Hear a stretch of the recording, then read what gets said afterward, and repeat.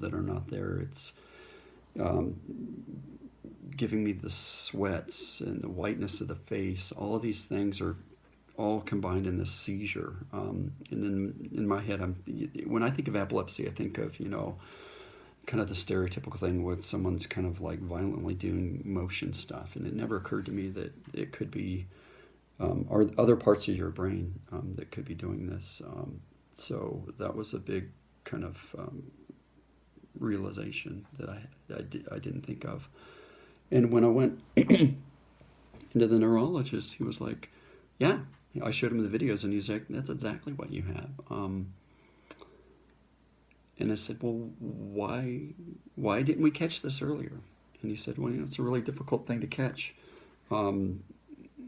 These kind of partial seizures are very difficult to catch because they come and they go.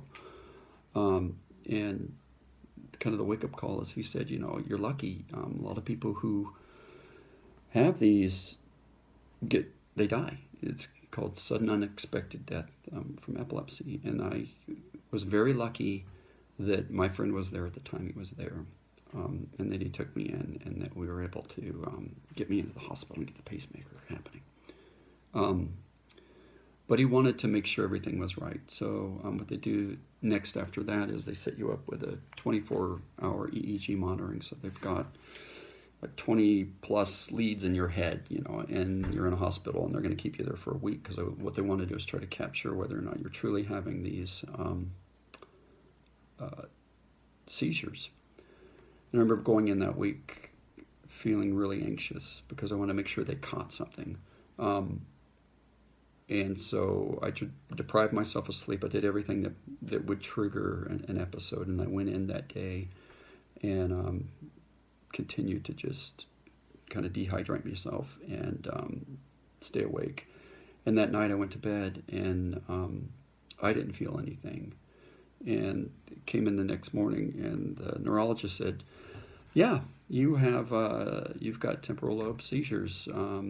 They went on through the night. You had a lot of them during the night, a lot of them that would probably not wake you up. He said there was one that my heart rate went from about 100 beats a minute down to 50 minutes in a 20-second period. So these things were going in there. They were disrupting things. They were turning stuff off. I was unaware of it. At the same time, during this evaluation, I also had a psychiatric evaluation looking at cognitive skills.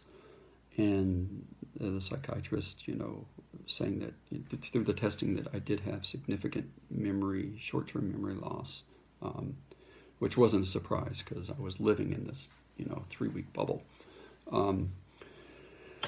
And so, I was optimistic, and I was totally optimistic. I was like, oh my God, we know what it is now.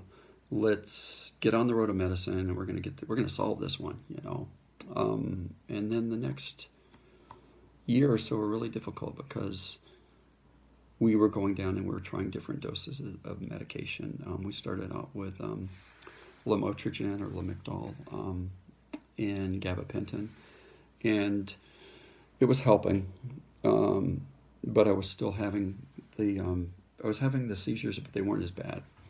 And I was feeling really tired because the lamotrigine and the gabapentin kind of knock you down pretty good. So we kept working on dosages. And I'd say at this point, being the squeaky wheel is the thing to do. If the medication isn't working, for me, I was like, this isn't working, And they're like, well, maybe we need to change the time of day that you take it and all this kind of thing. But kept the feedback going and got rid of the gabapentin. Then we put me on an extended release lamotrigine, which really evened out those spikes of fatigue and of tiredness. And then I think it was probably about 2 years ago that my doctor got me on a new drug. I think it's a fairly new drug. There is no generic, I don't think, for it yet, called Onfi. And that is what I'm on right now. I'm on Onfi and lamotrigine, and that has gotten rid of probably 90% of the epilepsy symptoms. I don't have the wild, vivid deja-vus. I don't have